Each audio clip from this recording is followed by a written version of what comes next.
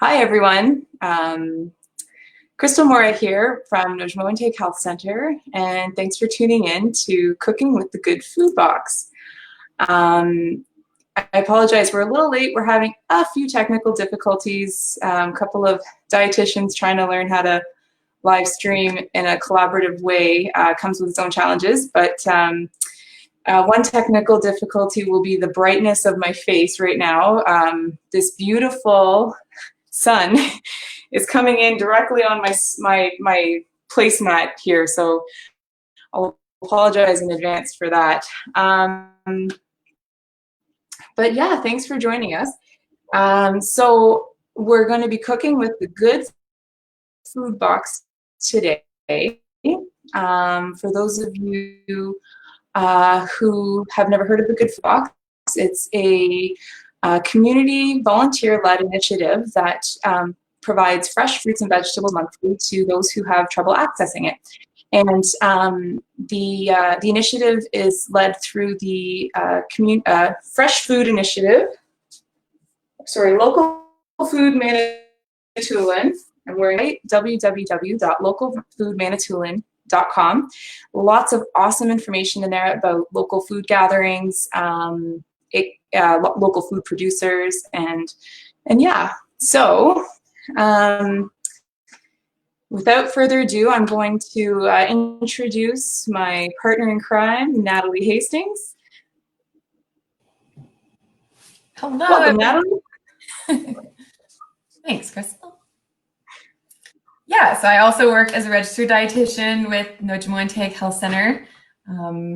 And just before we get going, just wanted to kind of highlight that if your eating habits have been different in the last little while, that's totally normal. A lot has changed in the last month and a half. So the fact that our eating habits have maybe changed a bit is, totally normal. If you're looking for some recipe ideas, or to spend some of that extra time in the kitchen, either alone or with your family, today is supposed to just be an opportunity to showcase a few recipes. And when you're up for it, you can maybe try them at home. So yeah, without further ado, we will get started. Thank you, Natalie. So yeah, we are testing a new software out for the first time. Bear with us as we play around here. I'm gonna put Natalie up in my corner. Oh, wait, nope, wrong. There we go. Yeah, and so today I'm gonna be making I'm going to be using apples and radishes to make an apple radish spicy lime coleslaw. So I will see if this works now. There we go.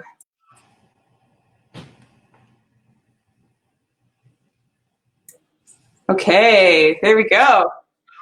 So as I mentioned, bright sun, beautiful sun, but does kind of play a few tricks on my my lighting. Okay, so here are all the wonderful ingredients that we'll be using in today's recipe. We've got apples, jalapeno, a lime, carrots, some green onions, and of course the star of the show, radishes. It's hard to see them. It's actually quite a simple recipe. All you have to do is take one apple. Now the recipe calls for a green apple. I don't have a green apple, as is the way things go sometimes. So we are going to use a red apple, and it wants you to matchstick it. Now I had to confirm with Natalie before we started what matchsticking was.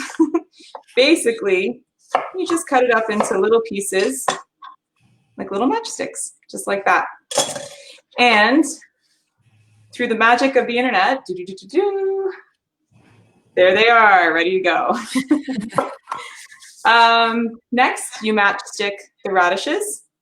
Again, fairly straightforward. Turn them into little matchsticks, like so. And voila, half a cup of matchsticked radishes. Finally, the carrot. I'll save you the matchsticking process again, and there they are, half a cup of carrots. So you simply toss those in your bowl like this. It looks beautiful. I'm really disappointed in the lighting because it does look nice and colorful in there. Yep, so that's that. And then we get our green onions. Now, personally, I gotta admit that I tend to omit green onions from my recipes. I am trying to enjoy them, but you can always omit anything that doesn't please your palate. Okay, so a few green onions. I think if Cody's watching, he would probably cringe at my cutting skills. Throw those in. Say the opposite.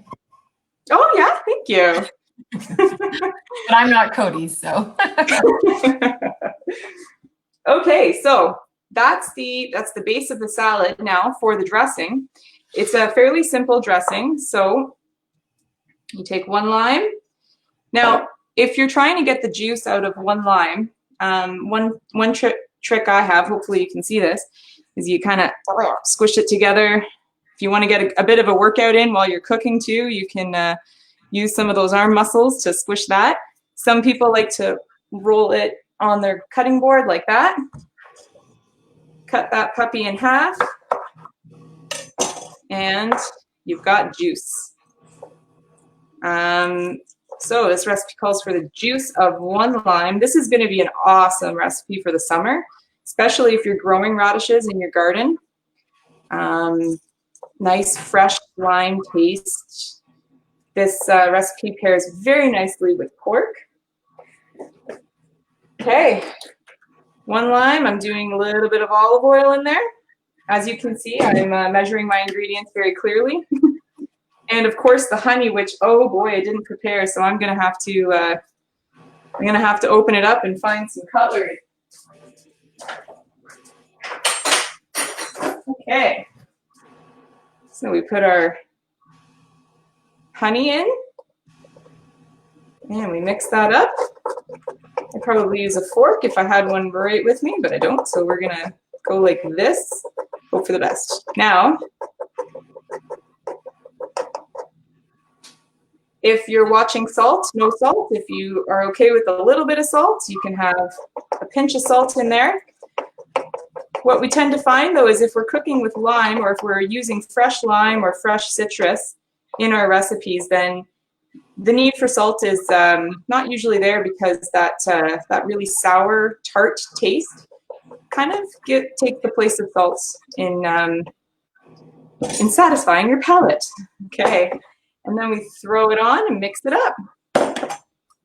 Just ignore that giant chunk of honey that I wasn't able to stir in because I don't have the right tool.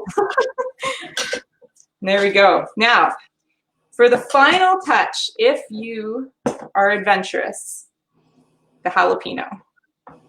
So,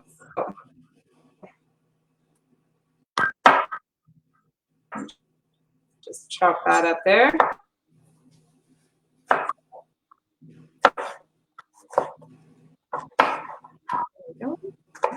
And a note about cutting jalapenos, or any hot pepper for that matter, make sure you wash your hands really well after, because the oil has the, well, let's see if I can say this word right, capsicum. Did I say it right, Nat? I think so. Capsicum? Again, I'm not Cody. We really need to get Cody on here one day.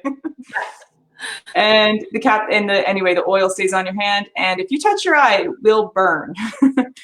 And there it is. Nice. Apple, lime. In the sun. Yes, I think my son's moving out of my picture now. There we go. Yeah, and I think that I'm gonna hide, come back in, and that's that. What did you think, Nat? It looks delicious. I wish I was able to actually taste it. Virtually try some here. I can hold it up to the screen if you want to. All right.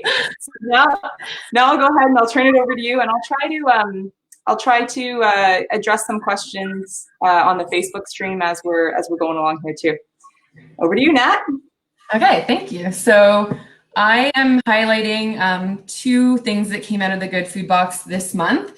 So I got my bag of potatoes here, and I'm also going to be using green onions that were in the Good Food Box. So I mean, this 10-pound bag cost me $3, and it'll keep for a few weeks in my cupboard or a few months in my cold basement. So really great staple to have around the house, especially right now.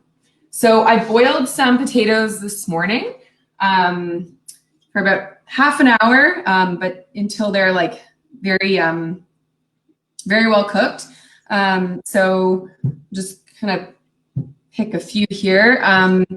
This would also be great if you had like leftover potatoes from the night before and were wondering what to do with them.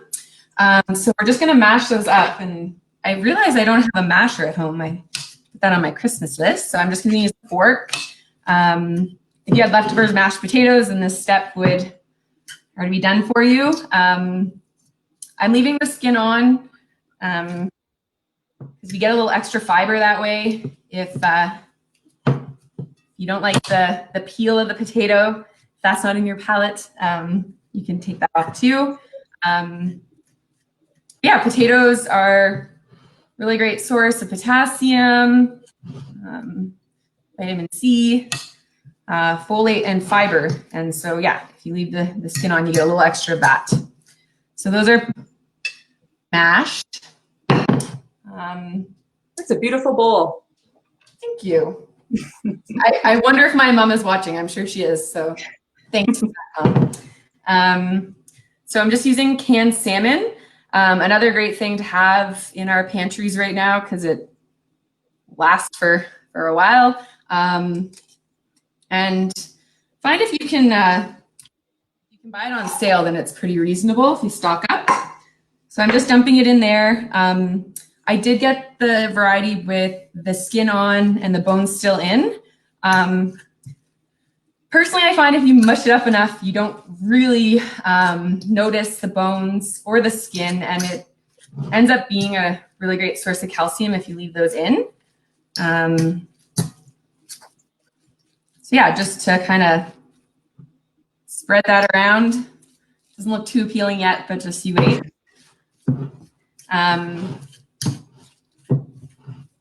Okay, I am going to add some extra goodies here. So I already chopped up my green onion, just like finely diced it up.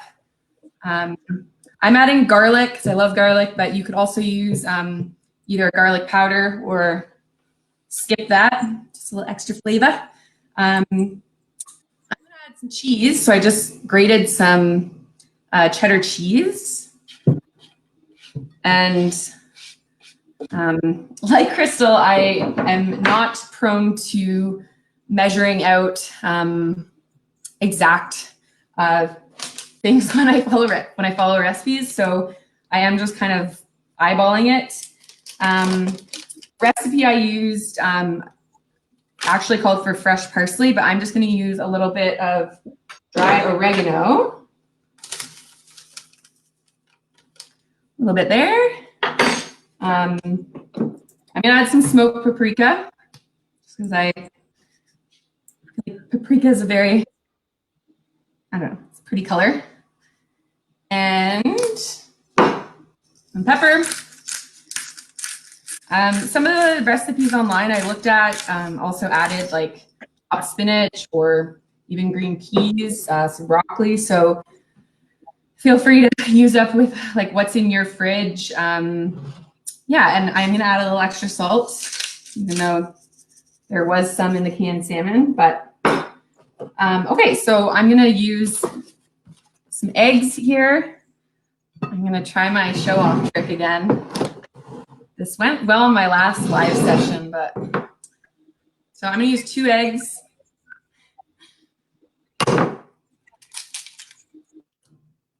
Crack those up. Oh, Thank you. that's pretty cool. Now, how many shells are in the bowl? Actually, there are no shells in the bowl. I mean, I could just be saying that, but. So we're gonna mix those in. This helps just for everything to like stick together a bit better. If you're using like half the amount of potatoes or half the amount of salmon, just use 1 egg. Okay, and then I'm gonna use some breadcrumbs. Again, so bad at measuring, but just kind of sprinkle in there. And you can, if you are gonna make this at home, you can just see how your consistency looks, and then if you need to, you can add a little bit more after.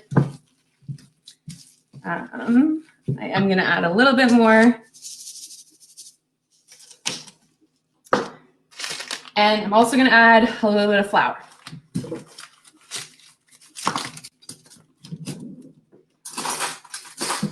Now, while you're getting the flour out, I do have a tip for breadcrumbs. Actually, in my kitchen right now, I've got, I didn't have enough time to totally clean my kitchen, but I've got this rack of old bread and bagels. I like to keep these to make breadcrumbs. You just crush them up with a rolling pin, or if you have a blender, you can throw them in the blender. Nice. Make some croutons too. Mm-hmm. Okay, so that's looking like it's going to be pretty easy to make some patties out of now. So that's what I'm going to do. So depending on what you're going to be using or doing with these patties, you can decide to make them smaller or larger. Like you could even make them kind of like a burger style. But I'm going to do just a few smaller ones. So this is a fun job if you have kids, you want to get their hands. I don't know. I actually don't have any kids, but I remember when I was a kid, I used to like mushing up things. So that, I'm just gonna do 3. So there's quite a bit left over, but just, you know, for time's sake.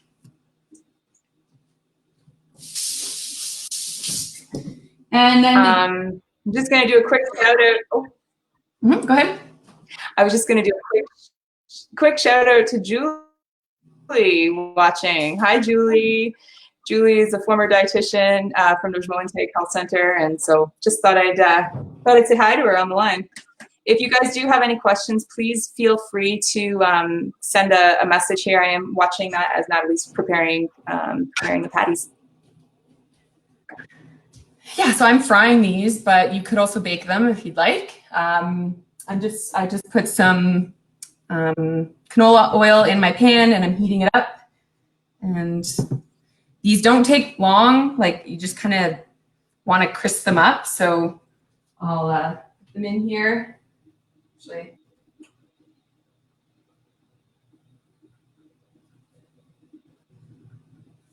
And while we're doing that, I'll also say hi to Rhonda and Yvonne. Thanks for joining us. I just see you guys on the string here. Thought I'd say hi. Yeah, do we have any other questions on there? So far, no. Just to review, we made an apple radish coleslaw with a spicy lime dressing, and Natalie's making potato salmon patties. Yeah. One thing I was thinking about highlighting today was I know a lot of my clients, as I see mostly people with diabetes, tend to think that they can't eat potatoes, that it's like a off-limits food. So just trying to get people to, instead of cutting out certain foods, just to understand them more.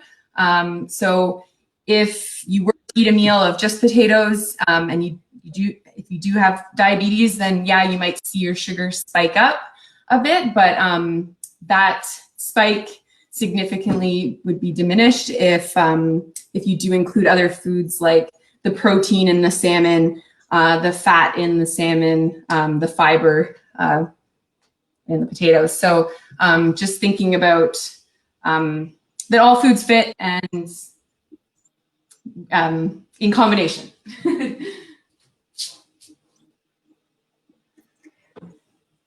We did have a comment that somebody's tried to make these before, and the frying part was a bit tricky. Any chance you have any tips on when you're frying them, how to keep them whole? I think like these don't feel like these probably aren't going to fall apart just because of all like the egg that I added. If that's kind of what happened with their issue. I did burn the batch I made earlier as a test run, so I'm hoping that I don't burn these, but I think just making like sure that your consistency isn't like a crumbly one. It's like more of a, I don't know, think about like when you make hamburgers or something, that they're not gonna like fall apart everywhere. I don't know. So I hear them sizzling.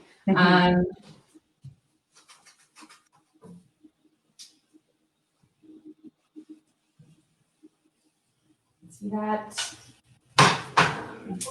Yeah, and then canned salmon is a very healthy protein source, lots of omega-3 fats. I already mentioned that it's an easy one to keep in your pantry.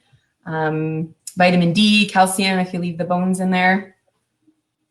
And ideally, we should be trying to get about 2 servings of fish per week, which I know is kind of hard to do all the time, but the canned fish is a great way to do that in an inexpensive way. You could probably use any fish to do this too, like if you're lucky enough to catch a whitefish or a walleye. Yeah, or if you did like, if you made fish the night before and then you had leftover fillets, then yeah, you could just kind of mash it up with the potatoes, and yeah, it'd be good. Well, while we're waiting for those to cook, I did also want to do a quick kudos. Nat and I were lucky enough to help pack the Good Food boxes this past week, and we had lots of awesome people.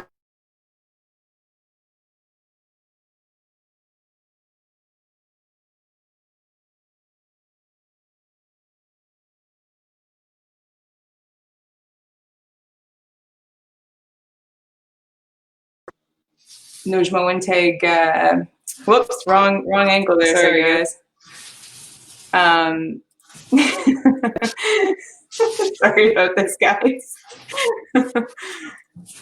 Yeah, to the Noojmowin health and wellness team and some of the other team members who've been able to step in while volunteers haven't been able to come out and help pack the food. Yeah, it was a lot of heavy lifting. So I probably should have started heating up my oil a little earlier, but now it's going. So these are pretty much done.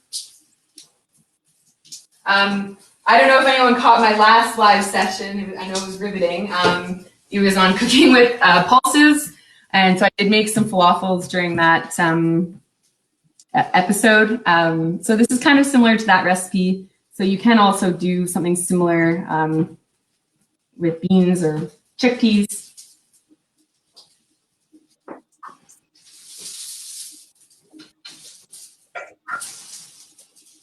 And I swear these are almost done.